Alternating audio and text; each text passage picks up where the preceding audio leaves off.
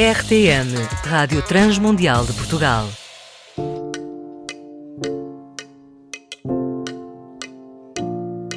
Estamos prestes a chegar ao Natal e nada melhor do que entrar na onda e trazer à memória qual é o verdadeiro significado desta época. E não é o Pai Natal, nem é a Popota, se bem que no meu tempo o que bombava era a Leopoldina, né? Mas pronto, já temos assim uns aninhos de avanço. Mas sem mais rodeios, é claro que o grande significado do Natal é a chegada de Cristo à Terra. O ano passado nós tivemos o privilégio de ouvir o Israel Mazakorati, que nos trouxe uma imagem palpável das pessoas que testemunharam a chegada do Messias. Mas este ano nós temos o nosso querido amigo Pastor Paulo Chaveiro, que nos vai recordar da esperança que há cada vez que se lê Isaías 9. Recordo os ouvintes que Paulo Chaveiro é pastor na Igreja Ação Bíblica de Lisboa e apresentador do programa O Som do Livro. E eu sou Ana Margarida e começa agora mais um Entre Linhas.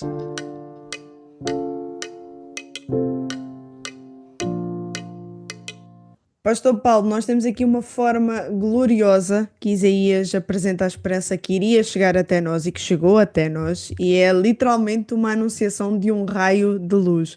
Nós conseguimos ver isso nos versículos 1 e 2 deste capítulo 9, que é onde nós nos vamos centrar mais, e é uma linguagem em volta sempre do tempo de escuridão, um desespero que não duraria para sempre. Aqueles que viviam na terra das profundas trevas iriam ver a grande luz. Acha que Isaías não conseguiu desvincular a verdadeira esperança de um raio de luz imponente? Ou seja, o que é que isto poderia ter a ver com o seu ministério profético e o contexto em que ele exercia? Ora, em primeiro lugar, boas para todos os ouvintes. É um prazer estar novamente com a Rádio Transmundial. Este texto aqui que nós temos diante de nós, e quase todos os textos proféticos são assim, têm sempre duas aplicações concretas. No caso dos textos messiânicos, então, são mesmo assim. Para o contexto imediato, para aqueles ouvintes imediatos a quem Isaías se referia, e se os ouvintes tiverem a oportunidade, leiam o capítulo 8, que nos vai dar o contexto desta afirmação tão natalícia. Nós usamos o capítulo 9 constantemente para ser lido no Natal, e talvez daqui a pouco vamos ler verso por verso, porque é sem dúvida uma afirmação de grande esperança, mas acima de tudo é uma afirmação em primeira mão para aquele povo que estava a viver aquela realidade. Portanto, que era o capítulo 6, 7 de Isaías, que também se refere a aspectos messiânicos. O capítulo 9 traz esperança, por um lado, àquele povo que já está em trevas e a possibilidade de se arrependerem do seu pecado e se voltarem para Deus, mas acima de tudo a plenitude e a sua consumação máxima, nós percebemos que obviamente aponta para o Messias, que não veio no tempo de Isaías, claramente, né? Portanto, Isaías está a falar da invasão da Assíria, o capítulo 8 se refere a isso, à oportunidade que o povo tem de se arrepender, e essa escuridão em que o povo se encontrava vai ser plena quando Cristo estabeleceu o seu reino, e não só na primeira vinda. Ainda estamos a aguardar esta plenitude, nós que estamos 2000 anos distantes do nascimento de Cristo. Sem dúvida alguma, dá muito aquela sensação que é o reino de Deus já veio, contudo ainda não, mas já. Mas ainda não. É sempre aquela coisa do já, mas ainda não. Já começou, já se inaugurou, mas ainda não está a pleno, completo. Não é? E é por isso que, se nós olharmos para o primeiro capítulo do Evangelho de São João, ele vai fazer essa referência sistemática à luz. Não é? A luz estava no meio, mas os homens preferiram as trevas.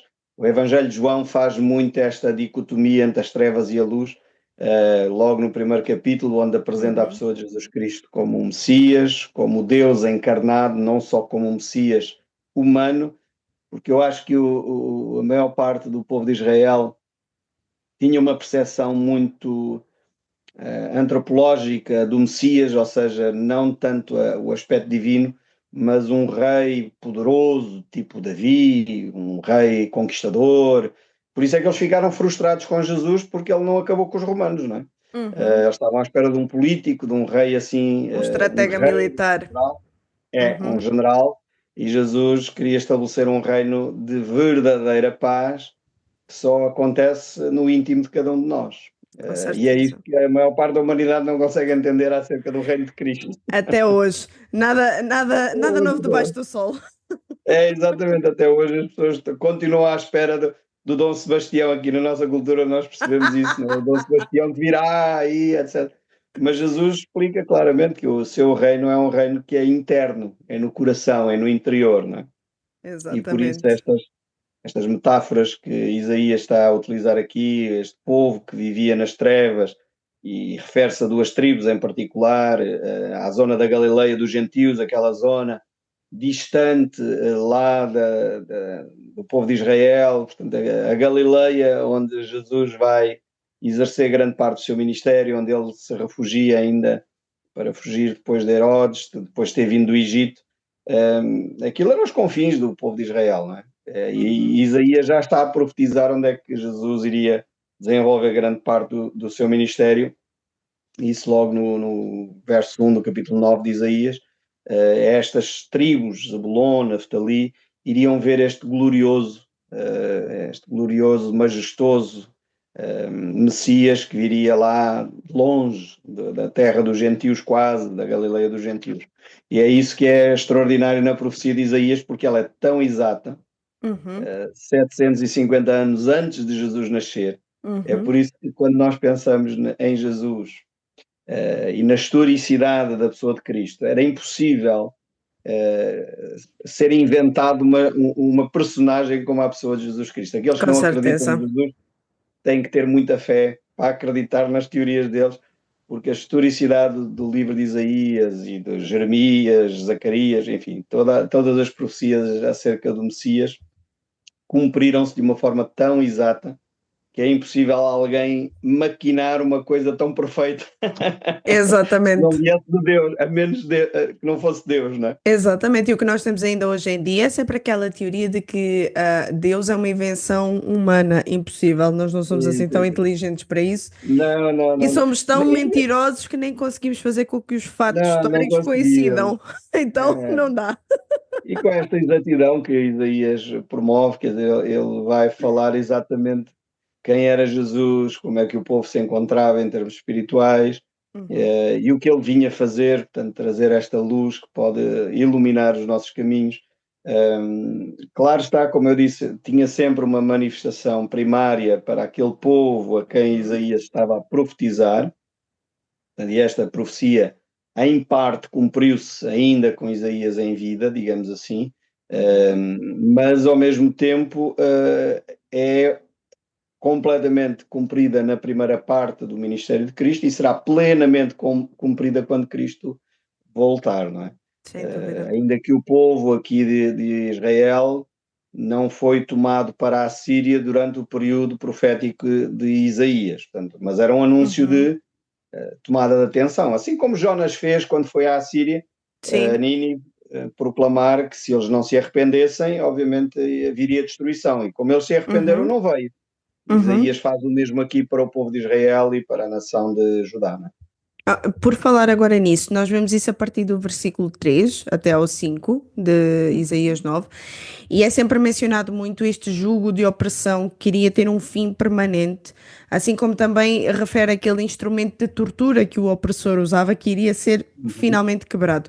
Agora, pegando nisso que estava a falar, o opressor seria quem? O Império Assírio, tendo em conta que estamos a falar do contexto em que Jeremias estava, do qual o povo Isaías. de Israel, sim, exatamente, Isaías estava, do qual eles sofreram bastante, ou já estava a mencionar o Império Romano, no qual Jesus iria nascer?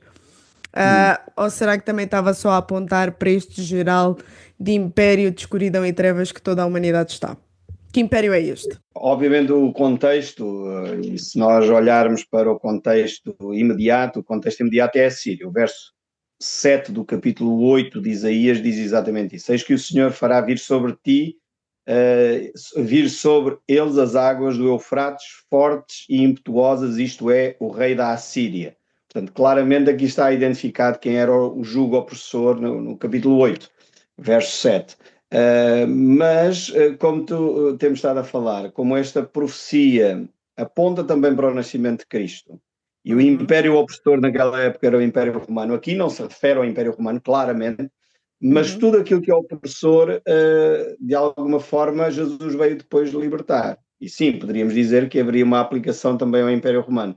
Mas, ao mesmo tempo, poderemos falar que aqui a verdadeira libertação e o jugo que Cristo nos vai libertar, acima de tudo, é o jugo da escravidão do pecado e das trevas. Por isso é que é tão importante, quando lemos o capítulo 1 do Evangelho de São João, ver exatamente que Jesus veio fazer isso, veio nos libertar do império das trevas. É esta expressão teológica que tem uma carga muito forte, e o império das trevas, que é, acima de tudo, governado pelo príncipe das trevas, que é Satanás. Então, quando aqui se refere a que este Messias, em Isaías capítulo 9, por isso é que este texto é tão importante, que ele nos viria livrar do jugo opressor, refere-se à Síria em primeira mão, porque é o contexto imediato da passagem, mas também se refere ao império das trevas criado por Satanás, que claramente ainda continua a subjugar. É só abrir as notícias e a gente vê como o mundo ainda está debaixo destas opressões, de guerras, violências, egoísmos, enfim.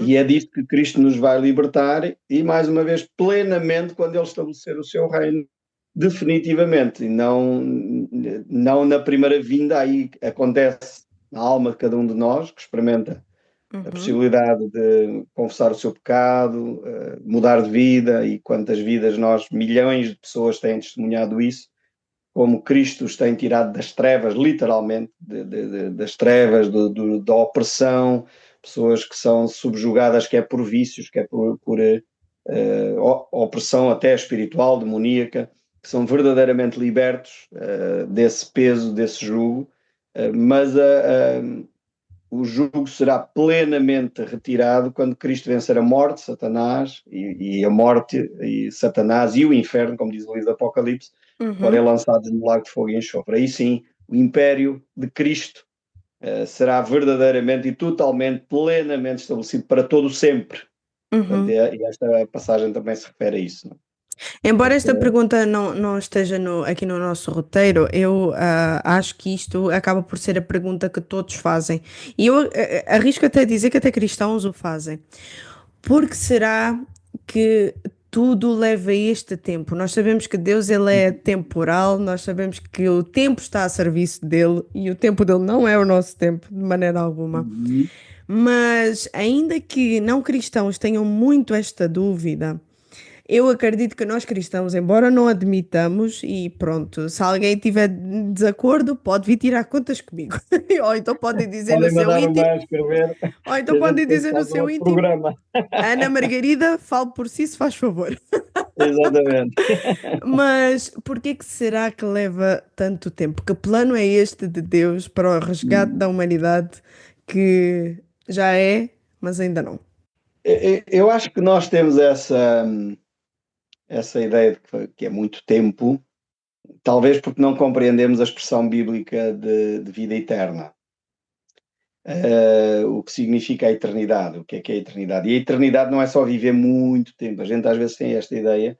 Eu, há uns tempos atrás, aqui na nossa comunidade, fiz uma pregação sobre o tempo cronos, do grego, a cronologia, que veio dar a palavra cronómetro para a nossa realidade, que é o tempo humano. Nós medimos o tempo em cronos, e o tempo de Deus, que é o kairos. O tempo de Deus é uma coisa que se mede não em minutos nem em segundos, como nós medimos o nosso tempo. E isso faz logo toda uma grande diferença. Não é?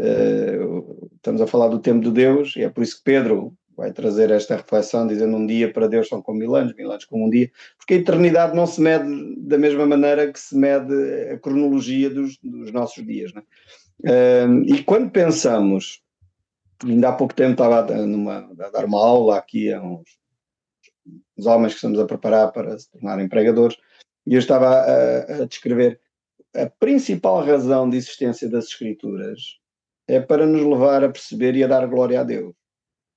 Apesar dela escrever como é que o homem pode ter um encontro com Deus, Paulo vai resumir isso muito bem lá no capítulo 11, do verso 33 em diante, que é para Ele, por Ele, todas as coisas. Portanto, por Ele, para Ele, são todas as coisas, naquele hino fantástico que ele termina ali no final do capítulo 11, e depois então entra no capítulo 12 a falar dos dons e a dizer, por isto que acabámos de explicar até ao capítulo 11 do livro de Romanos, então agora só a única atitude lógica que um ser humano tem, a única atitude inteligente que uma pessoa pode ter é entregar o seu corpo em sacrifício vivo, santo e agradável a Deus. E isto é o único culto inteligente, racional.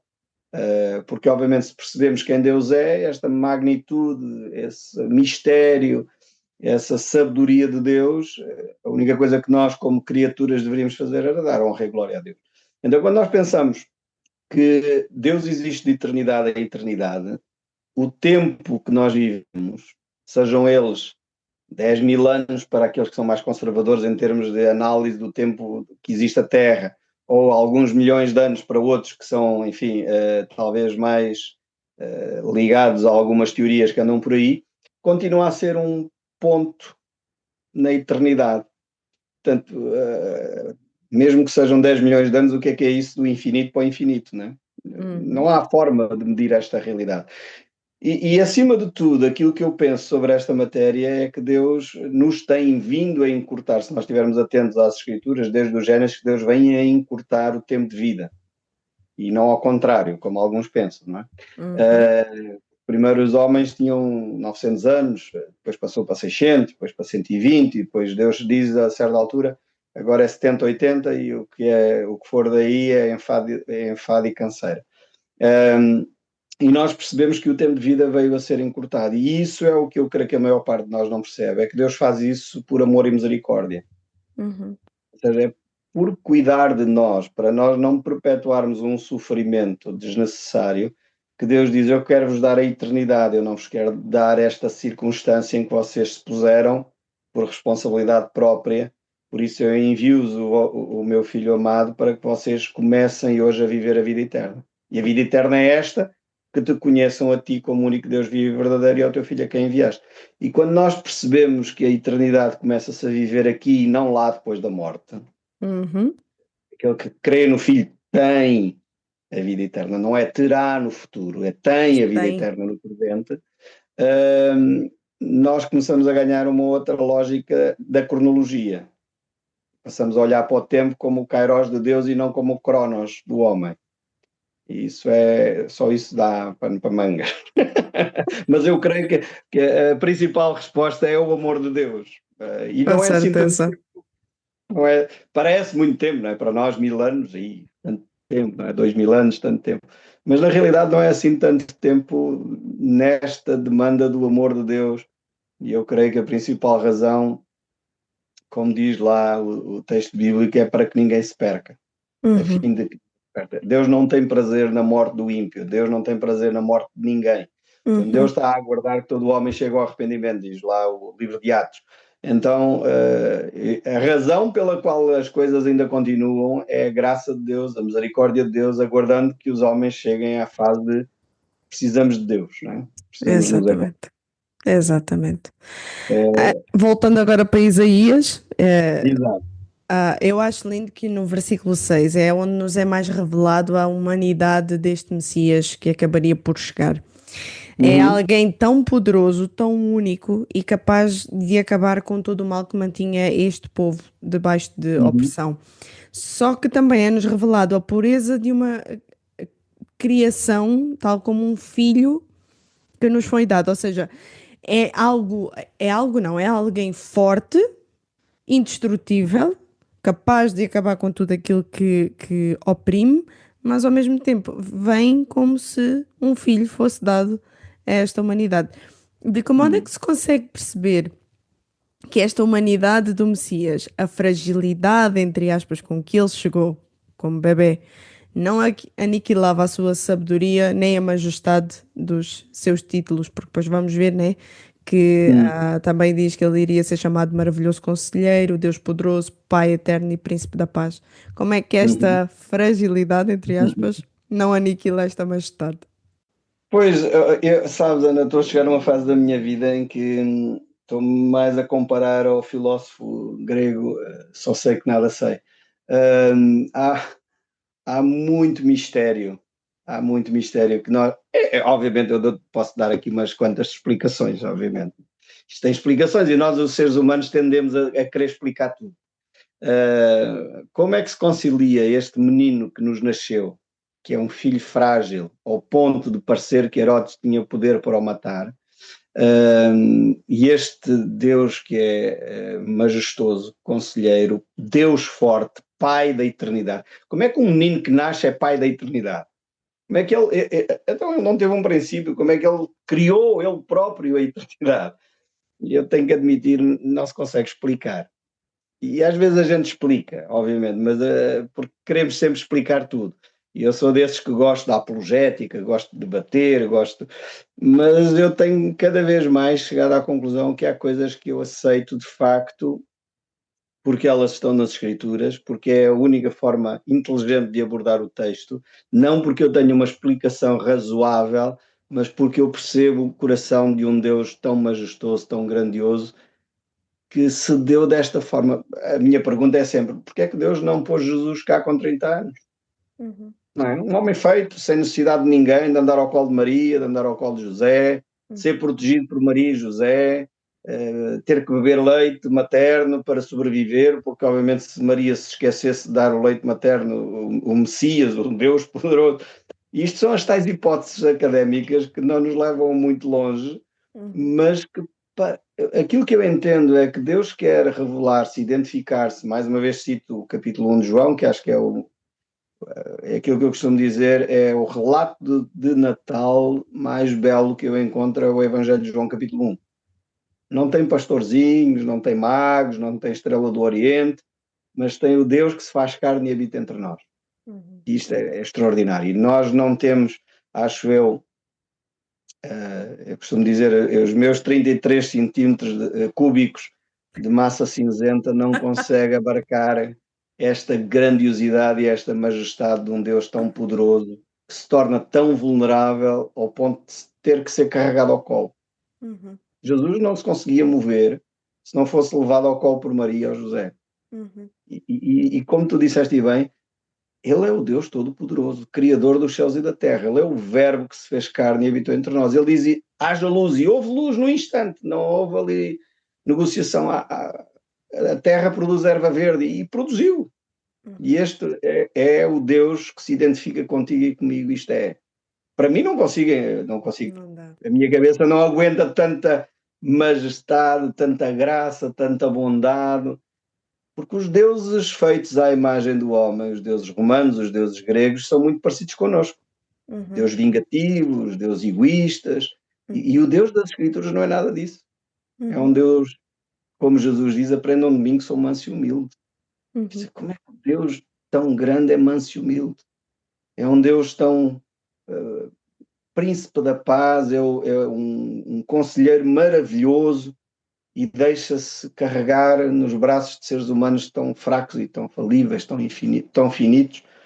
E isto é só um Deus majestoso e bondoso, como é o Deus que nós vamos encontrando aqui nas Escrituras. Poderia ter um plano tão fantástico como este, mas eu tenho de confessar, eu não consigo explicar nem articular estas coisas tão... É grande demais para mim. Será que isso não é uma boa chamada de atenção, que há certas coisas que seria melhor não explicar, mas contemplar? Será que nos falta um bocadinho mais isso? Eu acho que sim. É o tal conhecimento. Há poucas semanas estava a fazer tenho estado a fazer o estudo do livro Jó novamente, agora aqui para a comunidade onde eu estou.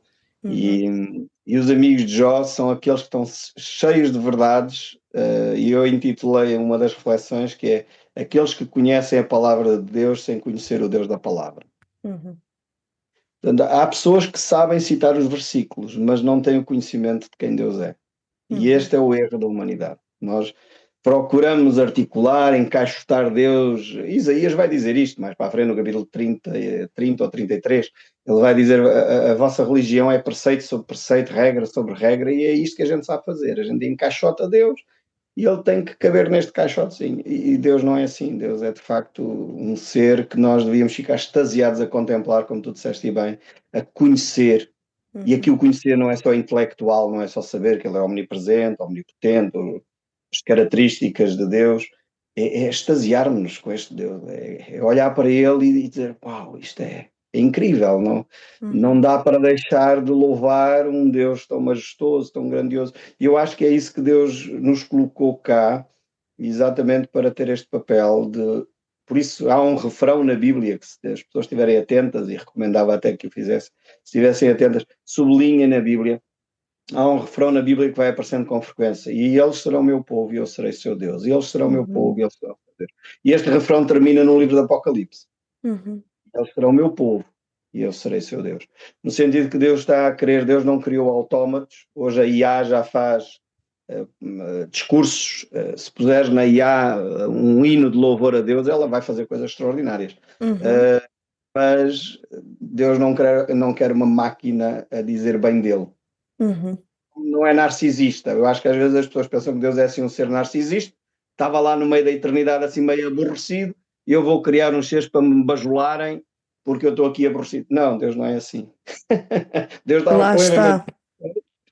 E Ele criou uns seres que Ele gostaria que eles se relacionassem com Ele de forma voluntária, de todo o coração, como a Bíblia diz, né? De toda a alma, com toda a nossa força, porque compreendemos quem Ele é.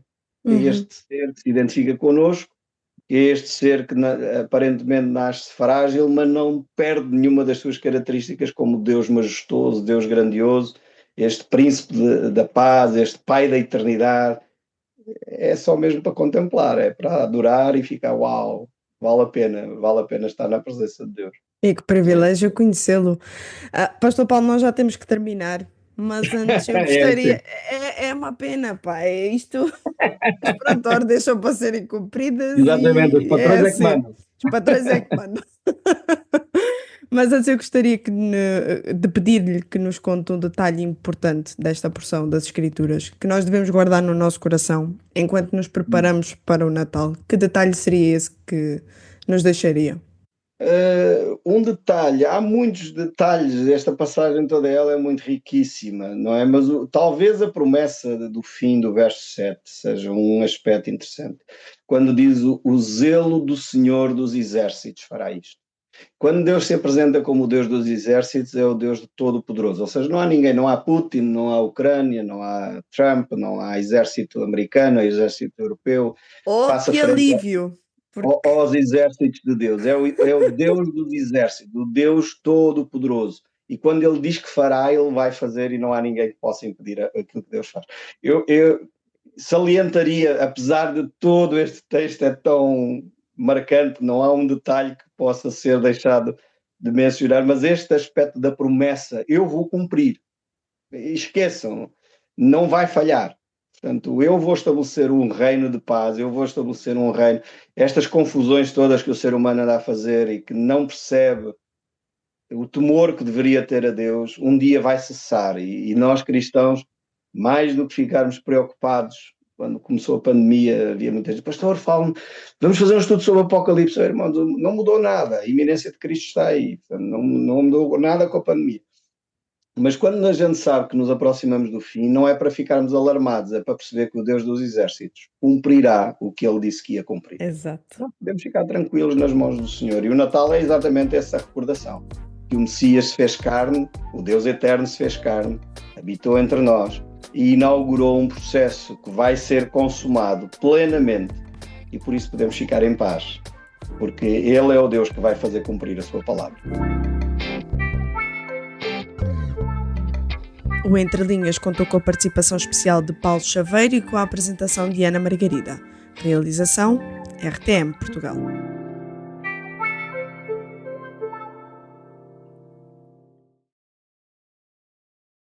RTM. Conhece todos os nossos programas em rtmportugal.org. Uma produção da Rádio Transmundial de Portugal.